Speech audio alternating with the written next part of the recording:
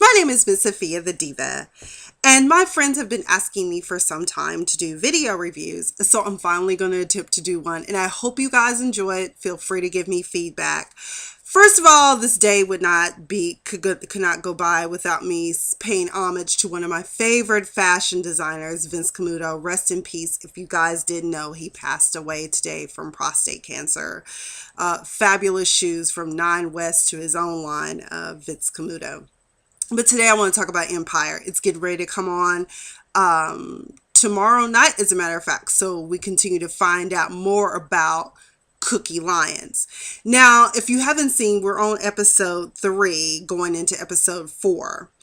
All I gotta say is I feel like Empire is basically a spin-off from where we left off at Hustle and Flow, because I think Taraji P. Henson's character at that time was like the bottom bitch or whatever in Hustle and Flow, as they call them.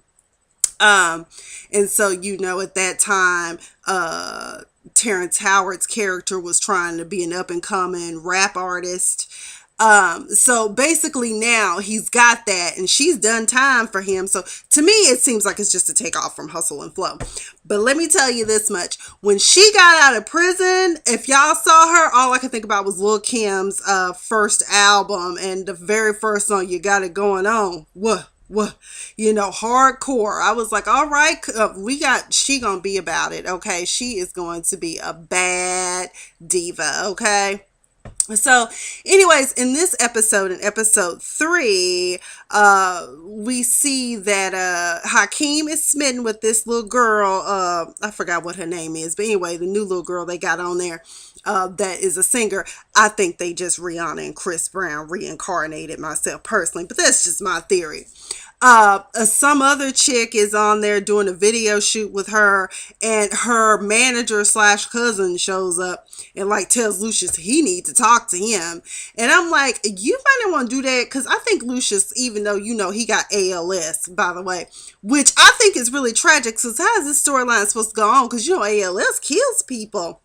I mean, no matter how many buckets you dump, how many water buckets and ice and all of that they've been slinging, we still don't have no cure. So I don't know, Lucius might not make it. But either way, Lucius still got it going on, because he took him in his trailer and was like, we gonna have a conversation, is what he told the bodyguards.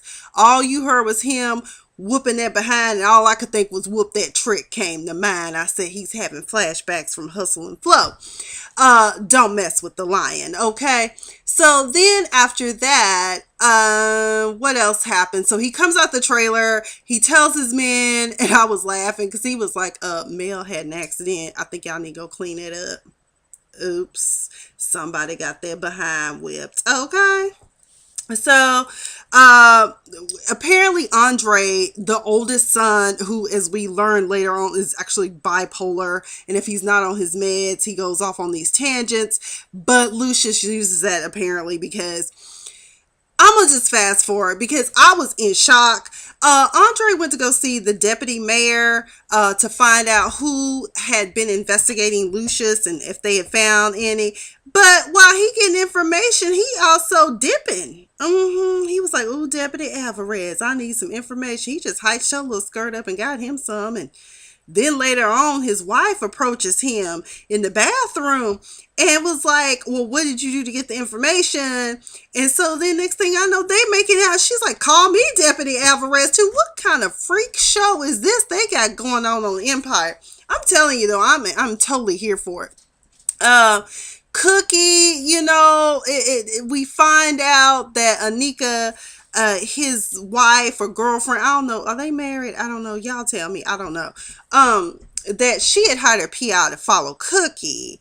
And Cookie, I guess the investigator or whomever, basically it turns out that she's being investigated. And so, anyway, it's just a hot mess. But needless to say, Anika is not as slick as what she thinks she is. Because after that little dinner party, honey, I thought some claws were going to come out and somebody was going to get stabbed, hurt, or injured. I didn't know what was going to happen. But I did like Anika. I was there for her when she said, "Honey, I'm a debutante. Do you know what a debutante is?" And I was like, "Oh, girl, what is she?" And then she was like, that means I can slit your throats and not even disturb my pearls. I said, my girl. And even Cookie had to say, girl, that made me hot. I was like, it didn't make me hot, but I like that though. I'm going to use that because I'm kind of a debutante myself. What else? So Hakeem, turns out that Hakeem has been sneaking around, sleeping around with some old woman, Naomi Campbell's character. Um, that last scene disturbed me because she was like, who am I to you? And he said, mama. But did y'all see Naomi Campbell's face? I was like, oh my God, juicy fruit lips. Because Hakeem got some juicy fruit lips, honey. And don't knock the lips. Those are some nice lips. But my God, he is slobbered all over Naomi's face. So I guess what they were getting down was real. Naomi probably enjoyed that. You know, she an old doll. But she still look good. Fabulous legs too. I love that. I'm going off on the tangent again. Um, so let's see what else. So Bunky, Terrence Howard, if you've been watching, murdered his alleged best friend who had been trying to blackmail him. So he shot and killed him. But I like Terrence because he showed up at the funeral and gave him a wonderful, little eulogy and all. After all, he was the one who murdered him. But, when you the devil, that's what happens. The devil will show up. What else happened on this episode? Lots of fighting. Oh, the gay son, Jamal. Um, it's just really sad that him and his father don't have a great relationship because regardless of what your son is and whether you are accepting per se of his lifestyle, that's still your child and you should love him.